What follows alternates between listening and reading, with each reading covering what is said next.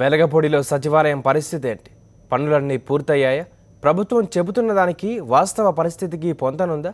ఉద్యోగుల సౌకర్యాల మాట ఏంటి? ఇంతకీ ఎల్లో మీడియా ఎందుకు అంత హడావిడి చేస్తోంది?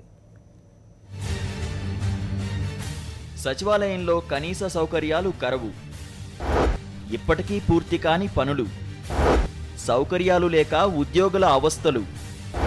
ఎల్లో మీడియాలో మాత్రం అనుకూల ప్రచారం, వాస్తు పేరుతో విచ్చలవిడిగా కూల్చివేతలు.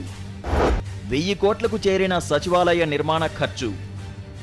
వెలగపూడికి సచివాలయం మొత్తాన్ని తరలించామని ప్రభుత్వం గొప్పలు చెప్పుకుంటున్న పరిస్థితి మాత్రం భిన్నంగా ఉంది. 250 కోట్ల అంచనాతో మొదలుపెట్టిన సచివాలయం పనులు ఇంకా కొనసాగుతూనే ఉన్నాయి. ఓవైపు నిర్మాణాలు, మరోవైపు సౌకర్యాల లేమితో ఉద్యోగులు తీవ్ర ఇబ్బందులకు గురవుతున్నారు. కొన్ని చోట్ల డ్రైనేజీ నిర్మాణం ఇంకా పూర్తి కాలేదు. కనీసం టాయిలెట్లు కూడా నిర్మించలేదు. ఇక కరెంటు సంగతి సరే. విద్యుత్ సరఫరా మెయిన్ బిల్డింగ్కు మాత్రమే ఉంది. యూపీఎస్ ద్వారా కంప్యూటర్లకు విద్యుత్ సరఫరాను అనుసంధానం చేయకపోవడంతో సంబంధిత పనులు ఆగిపోయాయి.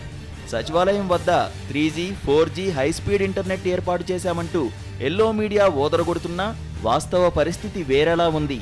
మహిళా ఉద్యోగులైతే చాలా సమస్యలు ఎదుర్కొంటున్నారు. ప్రత్యేక వసతి సౌకర్యం కల్పిస్తామని ప్రభుత్వం హామీ ఇచ్చినా కనీస సదుపాయాలు కల్పించలేదు.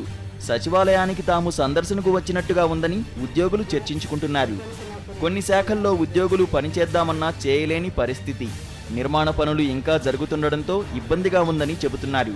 వాస్తు పేరుతో పలు కార్యాలయాల్లోని గోడలను కూలగొట్టి మళ్లీ నిర్మిస్తున్నారు.